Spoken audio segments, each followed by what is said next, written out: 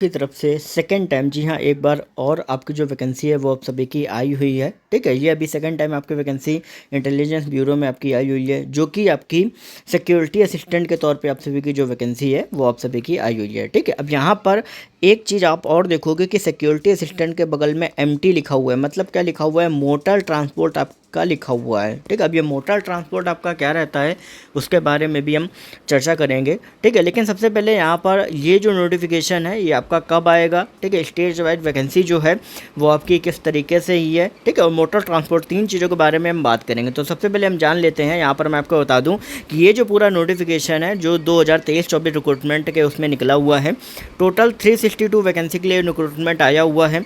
आप इस Telegram group पर जाके, टेलीग्राम पर जाके आप यहाँ पे आपको सारी जितनी भी चीज़ें आपको यहाँ पे मिल जाएंगी। ठीक है, अप्लीकेशन जो है वो 14 अक्टूबर से 13 नवंबर 2023 के बीच में अप्लाई होगा।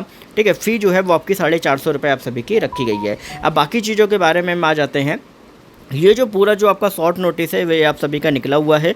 अगर इसको हम जूम करके अगर हम देखेंगे, हालांकि अभी जो आपको दिखेगा यहाँ पे कि अगरतला में आपकी टोटल 6 वैकेंसी हैं, ऐसे कि एमटीएस में 1 वैकेंसी है। इसी तरीके से आपका भोपाल, हर अलग अलग जगह पे आप देखोगे सिटी में जो मेन आपका जो जोन है, ठीक है, वहाँ पर आपका जो वैकेंसी है पूरा यहाँ तक पूरा आपका पूरा दिया गया ये जो है।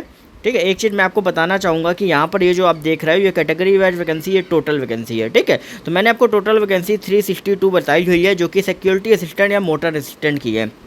अब यहाँ पर आप देख सकते हो कि पे स्केल आपका जो सिक्योरिटी असिस्टेंट या मोटर असिस्टेंट का रहता है, यहाँ पे आपका लिखा हुआ है वो आपका लेवल 3 का पे स्केल जो है वो आपका रहता है। ठीक है, इस बार अगर हम देखेंगे तो इस बार जो आपका एग्ज़ाम और जो आपका रिज़ल्ट वगैरह है वो काफ़ी टाइम से आपका आया है। ठीक है, 2022 की जो वैकेंसी जो बाद में कैंसिल होकर 23 में आई थी। ठीक है, और एक चीज़ यहाँ पर आपको अलग से 20% जो स्पेशल अलाउंस है वो आपको यहाँ पर दिया जाता है। ठीक है, और यहाँ पर क्वालिफिकेशन की बात करें तो यहाँ पर 10th पास आपका चाहिए होता है। ठीक है, और यहाँ पर क्या रहता है कि आपका आप देखोगे ऐसे सिक्योरिटी असिस्टेंट और मोटर ट्रांसपोर्ट में यहाँ पर एक आपका एसेशनल क्वालिफिकेशन भी रखी गई है कि यहाँ पर आपका ड्राइविंग लाइसेंस होना चाहिए, मतलब कार का ड्राइविंग लाइसेंस होना चाहिए। ठीक है, मोटर मैकेनिज्म का आपका जो नॉलेज है वो आपके पास होना चाहिए और एक्सपीरियंस होना चाहिए लगभग 1 साल का। अब ये जो क्वालिफिकेशन है एसेशनल क्वालिफिकेशन है, मतलब ये आपके पास होनी ही होनी चाहिए, तभी आप इस फॉर्म के लिए एलिजिबल हो। ठीक है, और 18 से 27 लिमिट आपकी सिक्योरिटी असिस्टेंट या मोटर ट्रांसपोर्ट में रखेगी। अब सबसे इम्पोर्टेंट पता है क्या है कि ये जो फॉर्म कौन कौन भर सकते हैं? जिनके पास डीएल है, ड्राइविंग लाइसेंस है, वो भी कौन सा? एलएमबी होता है आपका कार का। दूसरा, 1 साल का आपके पास एक्सपीरियंस होना चाहिए। ठीक है, तभी आप फॉर्म भर सकते हैं। तीसरा, आपके पास नॉलेज होना चाहिए मोटर मैकेनिज्म का। हालांकि इसके लिए कोई भी आपका डिप्लोमा वगैरह कुछ भी मांगा नहीं गया मोटर मैकेनिज्म का, लेकिन 1 साल का एक्सपीरियंस जो है वो आपके पास होना चाहिए।